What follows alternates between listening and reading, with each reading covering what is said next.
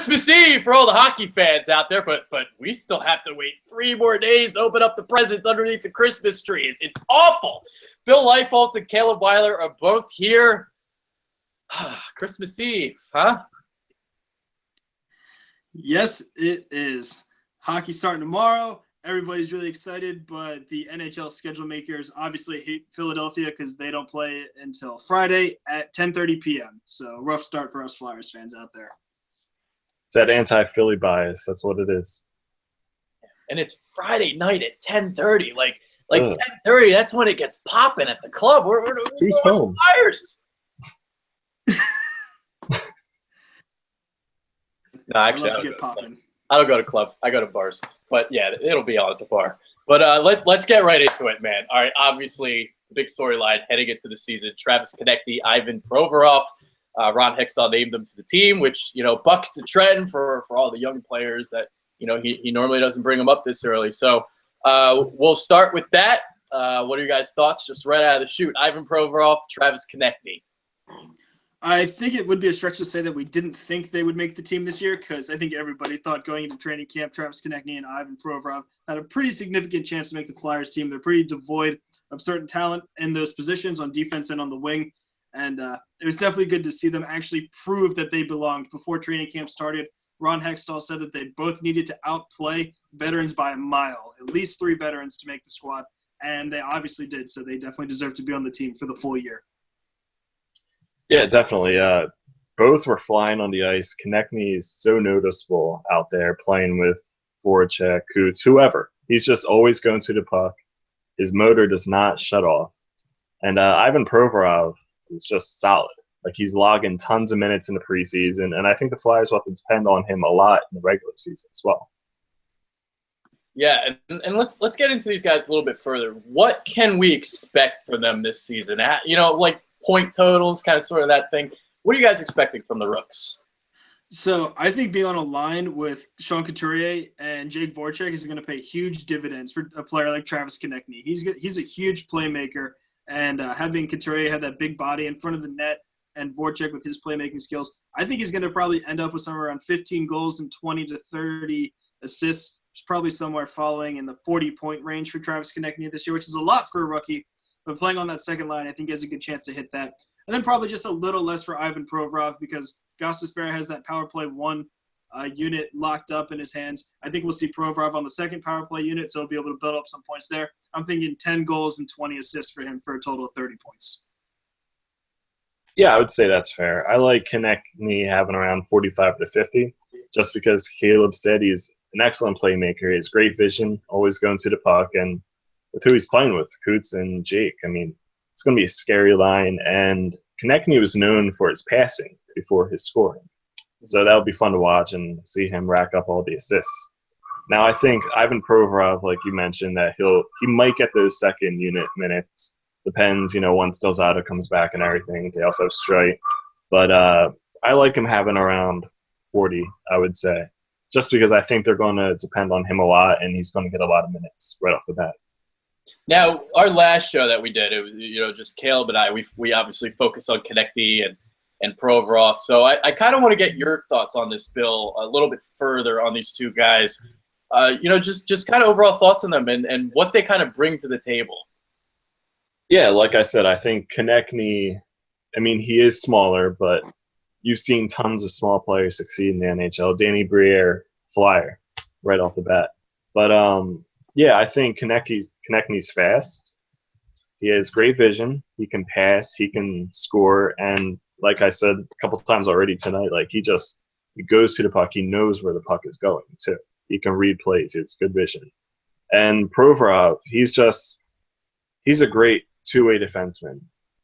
Like I think the broadcasters were saying in the preseason game that if you don't notice it's young defenseman, that's a great thing. And he didn't really make any huge mistakes during the preseason. That's what you want out of a young defenseman who's still getting acclimated to the NHL level of play. So I think they're both excellent skaters and that they should make an impact right away. Yeah. Okay. Caleb, I know you talked about them a lot, but anything to follow up on that? I think Bill hit the nail right on the head. I think they're both going to make immediate impacts, especially with some defensemen out. Ivan Provorov's going to log some huge minutes, like Bill said. He was playing around 28 minutes a game in the preseason, so they know he can do it. And I think it's just going to be good to see them flying around the ice out there. Okay. I do want to say one thing, though. Yeah, they're rookies, so they're going to have their mishaps and their hiccups along the way. So they might, have a bad turnover here or there, but they're still going to be good NHL players. But it's going to be tough, but I still think they'll succeed. Okay. It's crazy right now in Philly, man. Like, just every team right now has these young stars on them. And, for maybe the casual fans out there, I asked this question to Caleb kind of too, but who would you kind of compare these guys to? Say, like, obviously the Sixers right now, you got Joel Embiid and you got, like, a Sarge. How good are these guys? Can these guys be superstars? I think they can. I think Provorov can be a quarterback back there. You have young Carson Wentz who goes right into the fire. Carson Wentz hasn't made a mistake this season except for that one pick. So we say rookie mistakes. Hey, may not happen. Yeah, hey, I hope not. But, I mean, he's back there. He has the smarts. He has the tools. I think he'll be good. And Konechny, let's see. Who else is a rookie? It's not big like Embiid, that's for sure. Maybe he can score like Sarge. I don't know. But Sarge had a bad shooting night the other night, so I don't know. Yeah, Sarge is a little inconsistent. That's the thing I've been noticing, because I've been even focusing on his games overseas and stuff like that. He gets So yeah, we're turning into a Sixers show. I should probably shut my mouth. That's probably. Yeah, that's why you guys are you guys carry this show. Oh man, yeah, I definitely agree with Bill. I think he has a really good shot to turn into a great player, someone similar to Martin St. Louis, who played years and years and years for the Lightning. He's just having his number retired. To kind of give people a general idea of the type of player he can turn into. Undersized forward, but has great passing and great vision. So I think Travis Konechny is going to be a really good player moving forward. Yeah, and St. Louis got some boosts too, obviously. So, all right, let's move on. Talk a little suspension. Radko Gudas, the Greek yogurt man himself, 6-game suspension. And then Braden Shen, obviously the 3-game suspension dating back from last season, right? So thoughts on the Gudas thing? 6 games? Yeah, I personally thought that was a lot. I know he's a repeat offender, and I know he had another questionable hit on Jimmy Vesey earlier in the preseason. I still thought 6 games was a little much for the hit he laid on that Boston player. Yeah, it was late, and I don't think the initial point of contact was the head. I just think they were trying to send him a message, and hopefully it goes through, because as much as I disagree with the amount of games, I think it'll let him know that he can't be doing stuff like that anymore, because we need him on the roster. Yeah, you would have thought that the talk with Hextall and Hackstall last year when he kept getting in trouble would have been sufficient, but obviously it's not. I like Gudas. I like how he plays. I think he can be an effective defenseman if he keeps his head on straight and doesn't go for stupid hits like that.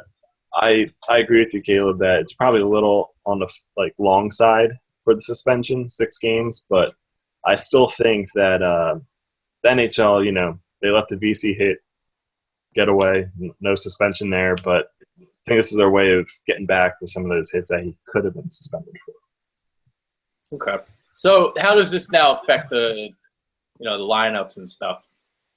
So with Del Zotto already being out for 4 to 5 weeks, and now Gudas being out for 6 games, that kind of pushes Provorov into the number 1 defenseman role, at least for those first 6 games. He can log the minutes. It's just tough throwing a 19-year-old right into a top-pairing 30 minutes a game type role his first season in the NHL. So it's going to be interesting to see how Hackstall mixes up the lines, see who he pairs them with, and see how much playing time he's going to get, because I don't think he trusts anybody else to log the type of minutes that Provorov can log out there. Yeah, it's true. And it also pushes Brandon Manning into a spot. He's probably the 7th defenseman. But Andrew McDonald's still up, so who knows? You have both of them who will be out once Del Zotto and Gudas come back in. But it'll be interesting to see what Manning can do and if he can at least hold up until one of those players gets back. Okay. Yeah, Manning had a pretty good year at the end of the year last year, I think. He played pretty well in that playoff series, so I think he could be a complimentary player But it's definitely going to be interesting seeing him fall into the top 6 when he's obviously a 7th or 8th defenseman. Yeah. All right, let's talk about that top 6. The team's top 2 lines last year, they were pretty good. Top line, you had Jacob Voracek, Wade Simmons, Claude Giroux. Tough year for Voracek last year. What are you guys' thoughts on the top 6?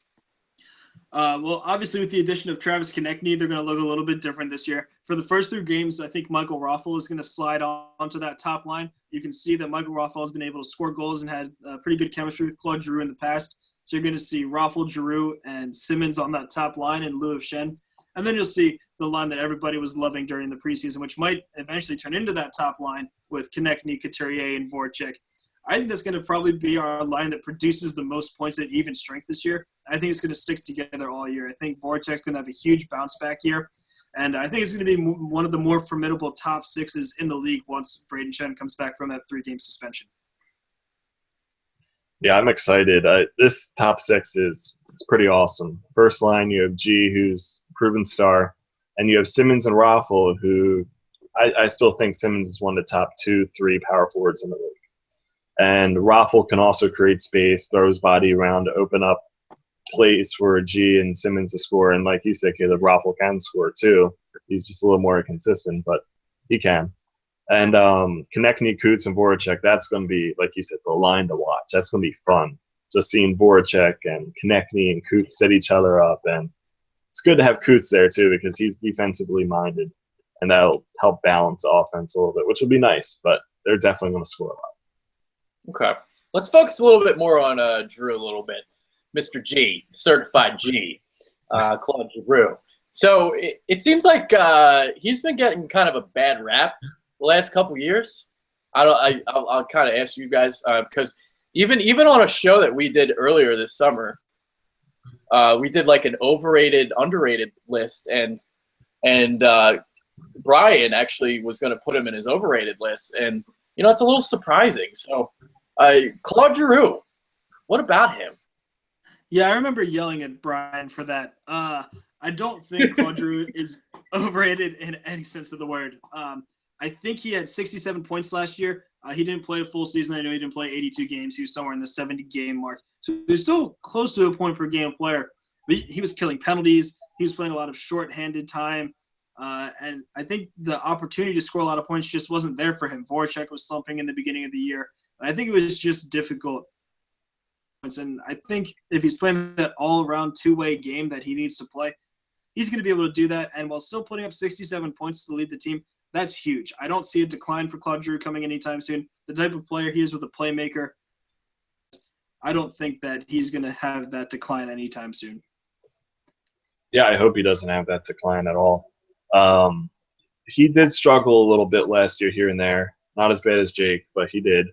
And I think when you see him get frustrated, he tries to force a lot of things, to force a lot of passes, shots, and it turns to bite them a lot too. And he's just got to be responsible with the puck and, slow the game, trying to slow the game down a little bit instead of forcing plays. I do think G is a tad overrated sometimes. I don't think, I do. You guys might have to get in the boxing, Greg. Here we go. My God. Gloves on. No. Ding. But I'm not saying he's fully overrated, but he is a little bit. I wouldn't put him among the NHL's elite. I say he's a star, but I don't think he's elite. He's not a crowd. Now, pause, because Uh-oh. How can you not say that the player who had the most points over the last 5 seasons combined is not elite? I say this because in big moments, he always doesn't show up. But I agree he hasn't played as well in the playoffs recently. I think the last really good playoff series he had was against the Penguins back in 2013. But I think it's unfair to say that he doesn't show up in all the big moments. I think when the Flyers needed him to show up at the end of the year, he did. He played well. Because the Flyers are in such a bad position trying to get into the playoffs, I think the entire team was exhausted. And then the wear and tear, and then playing the Capitals, who are obviously head and shoulders above them, kind of just put the entire team into a bad spot where none of them could produce. And he was injured at the end of last year. So I think he was playing through that injury, and he just wasn't able to produce at the level that he should normally do. Oh yeah, no, there's no denying he's a great player and he's a star. I totally agree with that. I'm just saying it's a tad bit over, just a little bit. Yeah, we'll talk more after the show. Yeah. No, you guys can keep going. This is great stuff. I love Giroux for the record. I'm not knocking Giroux whatsoever. I just don't think he's top 5 player in the league. Oh, top 10, whatever. I don't think he is. So okay. So if he's not top 5, where is he? Like top 10, top 20? Somewhere between around closer to 20, I would say. I could probably agree with that. I'd probably put him closer to like the 12 to 15 range than mostly closer to 20. But I don't think he's in the top 10. I would agree with that. Yeah, that's what I'm saying here. I don't think he's top 10 or 15. That's just my opinion. But I love him, and he's a leader. So. Oh, yeah, Ronald McDonald, baby. Speaking of Ronald McDonald, there's another one of those on the team. For Jakub Voracek. What does he have to do to kind of bounce back? His shooting percentage wasn't great last year. So Mr. Voracek, what does he have to do to improve this year? I think being put on a line with Travis Konechny and that young blood is going to invigorate him a little bit more. And Voracek has been extremely inconsistent in his time as a Flyer. I mean, he puts up one really good season, then has one last year. He was just playing under the pressure of that new $8 million contract.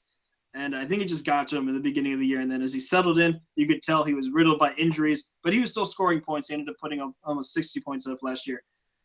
I think he needs to look more towards the net instead of pass, especially with Couturier, the big body in front of the net, as well as Konechny, who's just going to be setting everybody up on the ice. So I think he needs to shoot a little bit more. And I think he just needs to remember that he is a bigger body than almost everybody else on the ice when he's out there. So he needs to use that like he did in the Rangers preseason game and kind of just walk around people. Puck possession guy. I think he's going to be great this year. I actually think he's going to be the Flyers' top point producing forward this year. Wow. I'm right there with you with the top point producer. I kind of thought we would think the same thing there, but just the way that one overtime goal against the Rangers, yeah, it's preseason, but they still had McDonough and Nash on the ice when they scored. And Lundqvist, was he in the net? No, it was the backup. Okay, it was Skapski, then I guess, or whoever. But he just can't second guess himself. He needs to go to the net. He needs to be decisive with the puck. And last year he wasn't because things weren't going right for him originally. I think he, like you said, Adrian, his shooting percentage is really low. It's like 5.2%. Don't act like I'm some expert, okay? No, but you're right. You brought that up. I know. It's called a good point. It is. No, he just has to be more decisive. And I think if he's with Konechny and Couturier, he's going to be able to have those opportunities to put the puck in the net. Okay. Now, I know there's a guy that Bill really, really likes. His name's Brayden Schenn. We kind of brought him up a little bit before. So it's now Schenn's time for the show, and I will let Bill elaborate on why he loves him so much. I love Brayden Schenn because he has a physical element to his game. He can score. He has the speed. He just has to be consistent. But he was by far one of the Flyers' best players last season.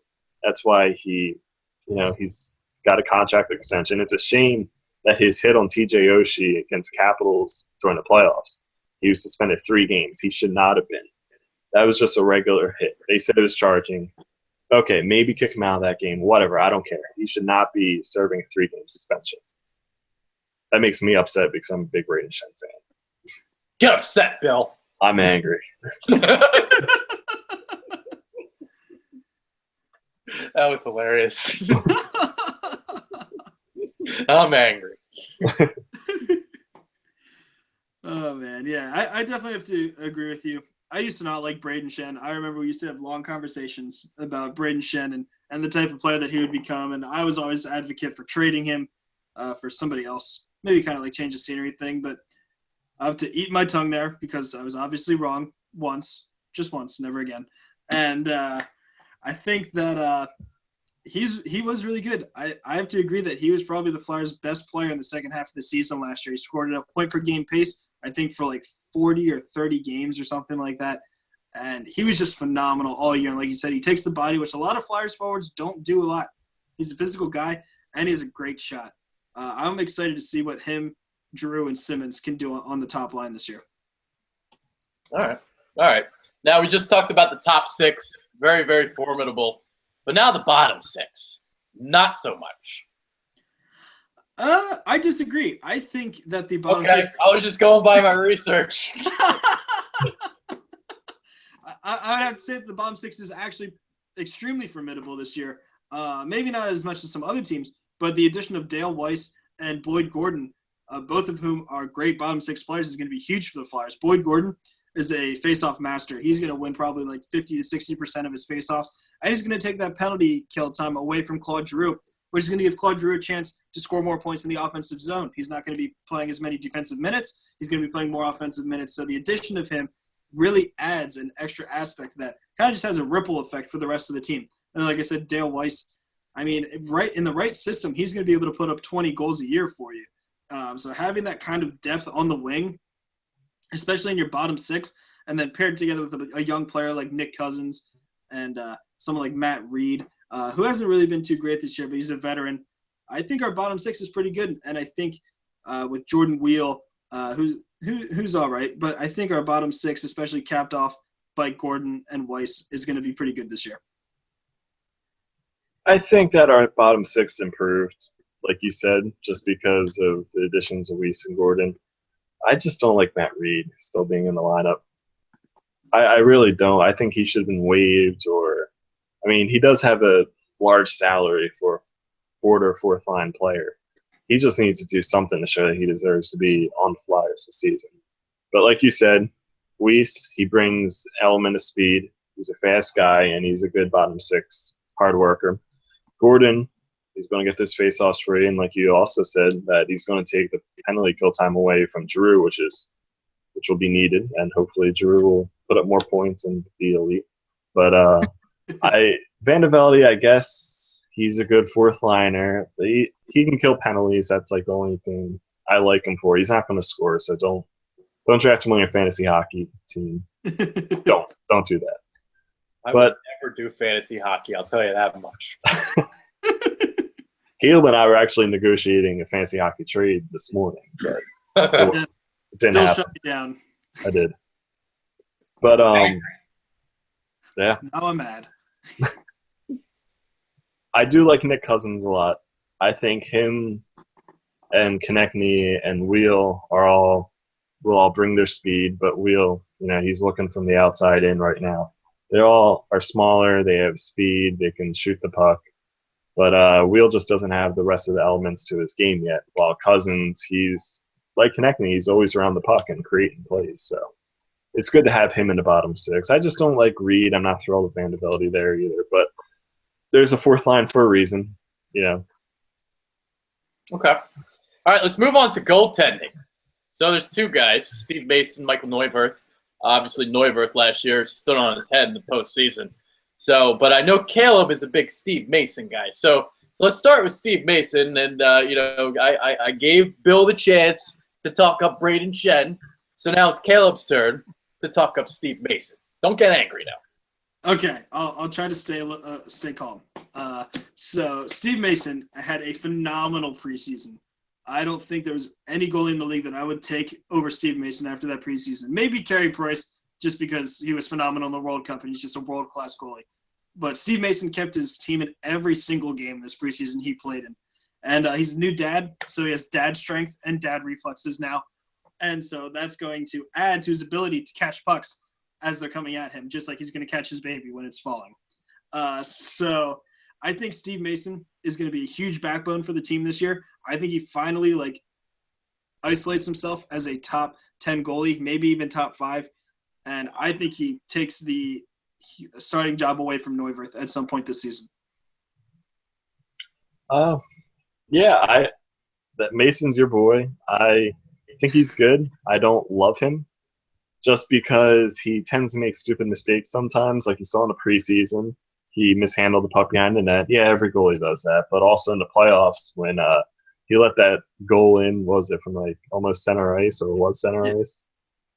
Yeah, he's a solid goaltender. And the Flyers, with an improved defense once, Delzato gets back, he should be fine.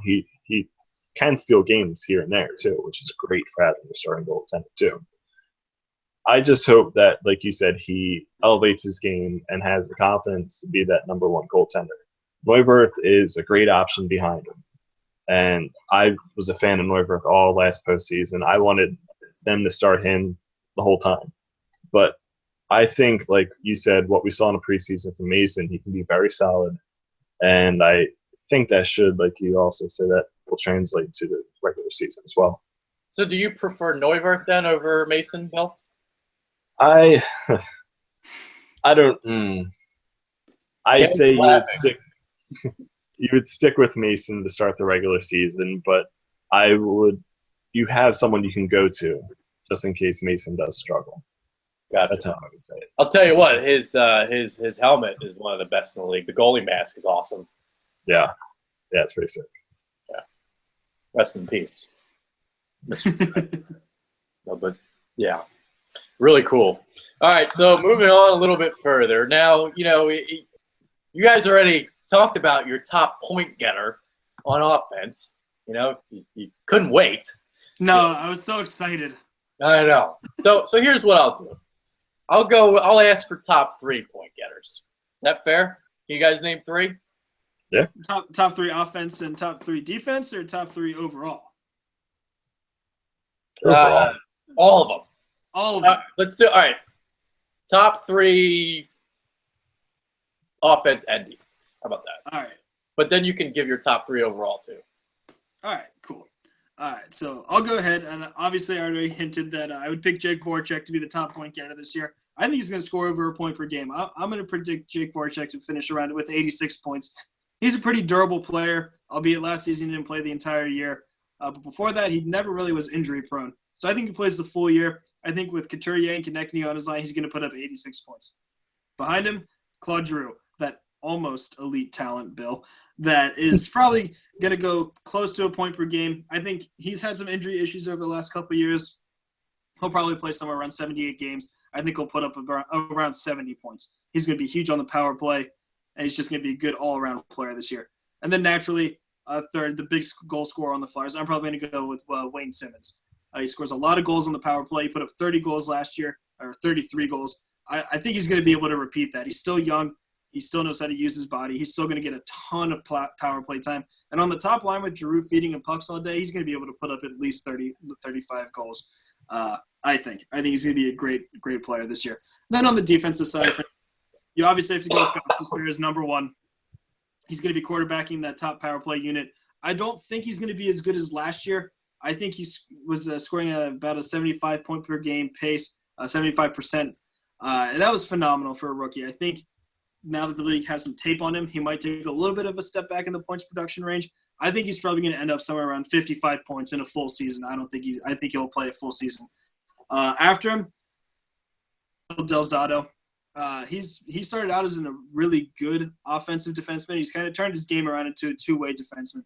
He's going to miss about a month, but I still think he's going to put up a decent amount of points, hopefully playing on the second power play line and being the Flyers' number 1 defenseman. I think he is. So I'm probably going to push him around 40 points, maybe 35. And then, like I said earlier, Ivan Provorov, going to put him around 30 points. There it all is right there. I mean, I agree with that fully. Wow. Okay.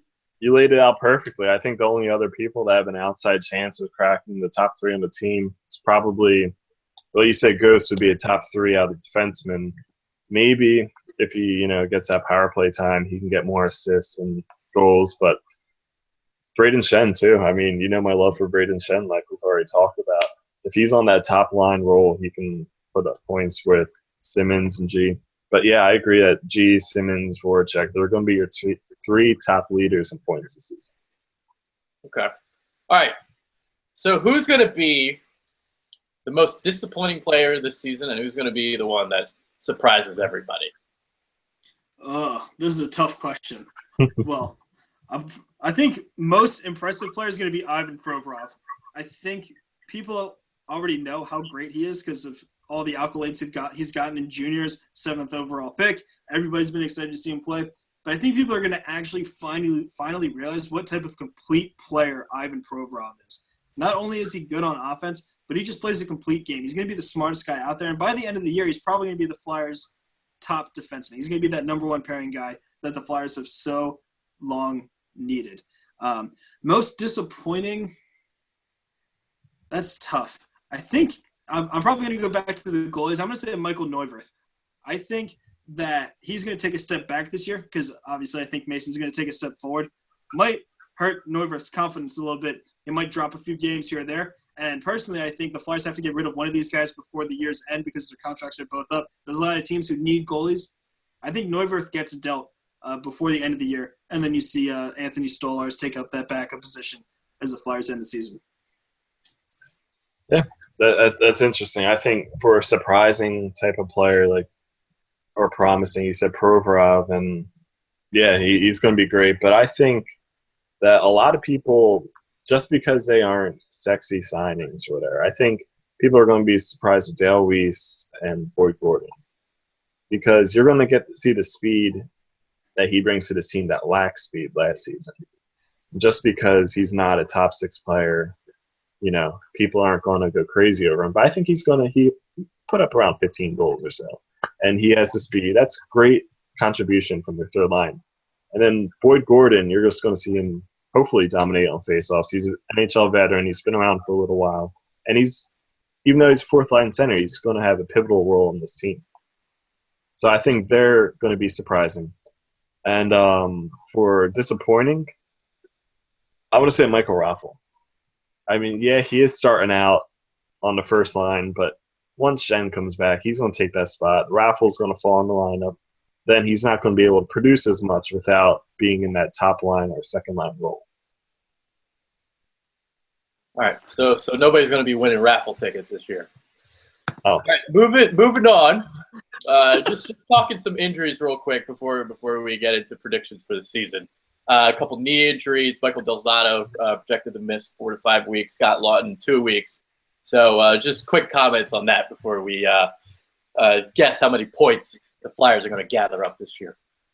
I think it really sucks that Michael Del Zotto got hurt. He was obviously the Flyers' number one defenseman going into the season, finally found his game last year, and then, of course, got injured at the end of last year, gets injured at the beginning of this year. That's a huge loss for the Flyers because, like I said, it shortens that bench on the defensive end, and it kind of pushes Provorov to take some more minutes away that Del Zotto would normally be taking. So that definitely hurts. It'll be interesting to see how people slide into the lineup until Del Zotto comes back next, probably sometime in November.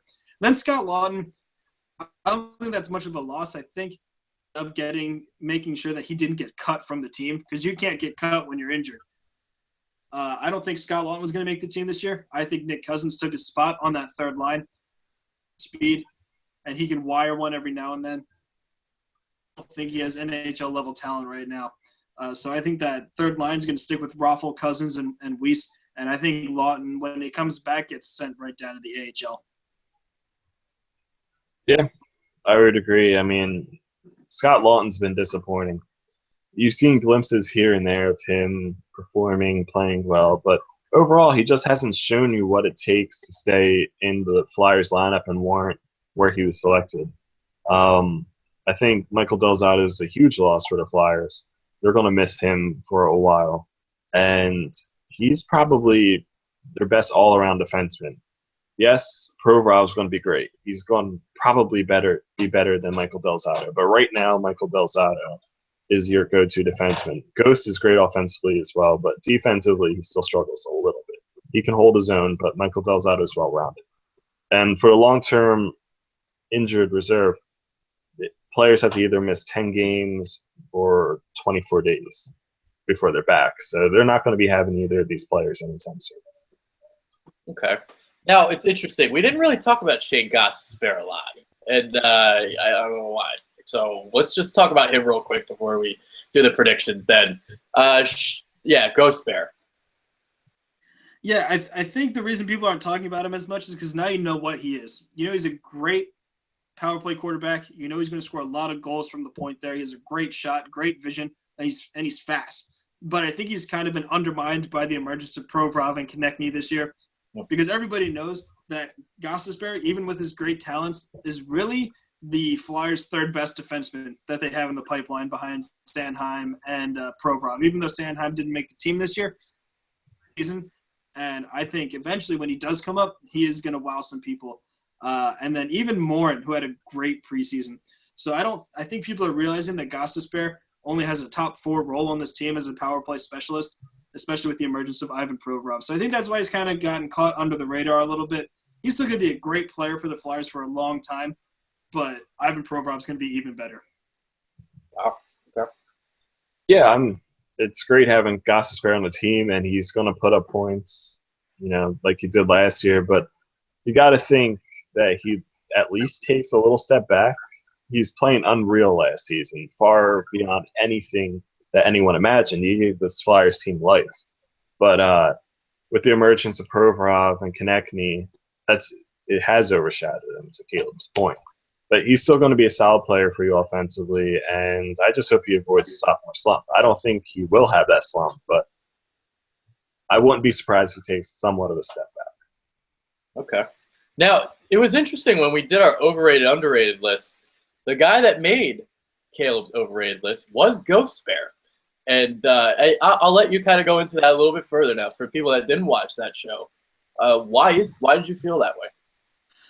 I overrated Ghost at the time because as much as he is a phenomenal player, I think people were just blowing out of proportion what his ceiling is. Okay. He's a great player. I love having him on the team, and I hope he's a Flyer for a really long time. He's going to be a great power play quarterback. But I just think that as a defenseman, you can't really overvalue that offensive side when he is a little undersized, kind of Kimmo Timonen-esque in his size, where he's not going to be able to take the body as well as some other defensemen, and eventually might get overpowered by some of those bigger NHL offensemen. Bill, you got anything to say about that? No, I'm in agreement. Okay. Oh, okay. So two people in agreement. Interesting. The Gostisbehere. We all love the Gostisbehere. But, I get where you're coming from, though, because, like, that ceiling, right after the Eagles beat the Steelers, they had a poll on CSN right after the game. How far are the Eagles going to go this year? Over 70% said reach the Super Bowl. So I get where you guys are coming from. That's Philly. That's Philly for you. Yeah. So that's where I come in. That's where I come in. I keep everybody on a level-headed. So that's what I do. When we lose, I tell everybody to relax. We're okay. When we win, I tell everybody, relax. It's not that big of a deal. We won. Yeah, it's a game. Yeah, it's one game. It was the Steelers at home. We played really well. They played like shit. All right. So now it's time for predictions, points. So can the Flyers surpass the century mark? No, I don't think the Flyers hit. I'm angry this year. I'm sorry. You can be angry, but I don't think they will. I think they're going to be a little improved over last year. They had a great season. Obviously, like Bill had alluded to earlier, Shane Gostisbehere coming up and playing on the team brought life to the Flyers, and that jump-started their playoff run. They ended up with 96 points last year. I think they do slightly better than that this year, end up with 99 points, just barely eclipsing that century mark. I think, 44 wins is a lot of wins in an 82-game season, plus some overtime losses. I think they're going to be really good this year. I think they're going to make the playoffs, not as a wild card, but as a team within the division, probably in that number 3 spot behind the Washington Capitals and the Pittsburgh Penguins. But like I said, I don't think they eclipse that century mark, but they get pretty close to it. Yeah, I can't buy them being a 100-point team yet either. I mean, they very well can, but I still think they're going to be a little under, and I think they might even get lower than last season. They might get 94 or 95 points instead of the 96 that they had. I agree that they're going to be a playoff team, probably more of a wild card team. I might put the Islanders at the 3rd spot, but we'll see. I hope, Flyers get in with a divisional spot, but hey, the future's bright in Philly. I'm excited. Yeah, definitely, for sure. So probably not going to win a playoff series then, Bill. I think good. You never know what happens once you get into the playoffs. Yeah, dude, honestly, yeah. Hockey's like the craziest playoffs there are. So ridiculous. Never know. Caleb, you got anything to say? You look like you're ready to open up your mouth. Yeah, I think they do have a good shot to win a couple Stanley Cup playoff rounds, at least one. I think they have a really good squad. If Mason can play up to the potential that we've seen so far this preseason, he can steal a couple games for them. And I think, especially if they get into that divisional round, they play the number 1 team in the East. And if it's the Atlantic Division, and if it's the Panthers again, I think they have a pretty good shot of beating them. Okay. All right. So now let's talk about kind of the rest of the NHL real quick. Just quick predictions. Who's going to the Stanley Cup? Who's winning the Stanley Cup? And who's winning some MVPs in the league? All right, real quick. Stanley Cup Finals is going to be Nashville Predators against the Washington Capitals. I think the Capitals finally make it to the show. Unfortunately, they lose to the Predators. I think Laviolette brings home a Stanley Cup down to Nashville. PK Subban is going to play a huge role in that. It's a huge offseason acquisition for the Predators. They're going to be great. And I think that's going to be a really cool series to watch. Yeah, the Preds are a sexy pick. I like that. But I agree with the Capitals making it from the East. I just love their team again, just like I did last year. I spoke throughout the whole playoffs. They should have made it to Stanley Cup. I'm pissed that Pittsburgh won it. But I think it's them from the East. And from the West, I like the Sharks again. I like the addition of Michael Bodker a lot. He's a nice sniper, and they needed more scoring. So give him more time. Pavelski's going to produce out there. So it'll be interesting, and I still think the Capitals are going to win the Stanley Cup. I'm just saying it again for this year. Okay. All right. Interesting. Yeah. So before we head out, just one more question. A surprise team in the NHL this year. Who's going to surprise some people? Surprise team, I'm going to go with the Carolina Hurricanes. They play in a small hockey market. Carolina, is not really known for their hockey prowess, but they have a really good team brewing down there. They have Jeff Skinner, who's a great sniper, scored a ton of goals last year. Justin Falk is going to anchor their defense for a really long time. And I'm pretty sure their average age on defense is somewhere around 23 years old. So they got a ton of young defensemen, just like the Flyers do. I think they're going to be a solid team this year. I don't know if they'll make the playoffs, but they're going to be surprising and probably push for a spot. Yeah, they're going to be fun. I want to say I don't think the Maple Leafs are going to make the playoffs, but I can't wait to watch Austin Matthews put up points. He's going to be fun to watch. He's there. They have Kadri still, and I don't know. They have to be better than what they've been. So I think they're going to surprise people a little bit. Still not make the playoffs, but they're on the right track to success. Okay. Conn Smythe Trophy. Who wins it? Conn Smythe. So that would mean they have to get to the finals and win the Stanley Cup. So if I have to pick a Conn Smythe winner, going with no, man, I picked the wrong award. See, that's how much I know. Do you want the just whoever wins the fucking MVP, whatever that's called. The Ted Lindsay. Yeah, and the Vezina. Actually, I know the Vezina. That's the goalie one. That is the goal. All right. I got something right.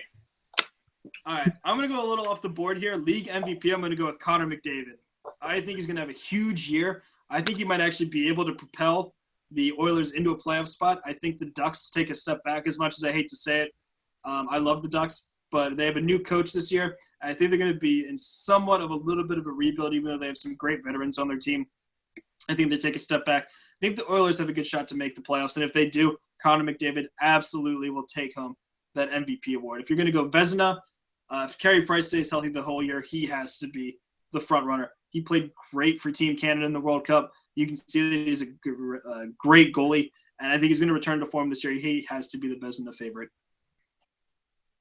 All right, you're going to start sensing a trend with what I'm picking for the best.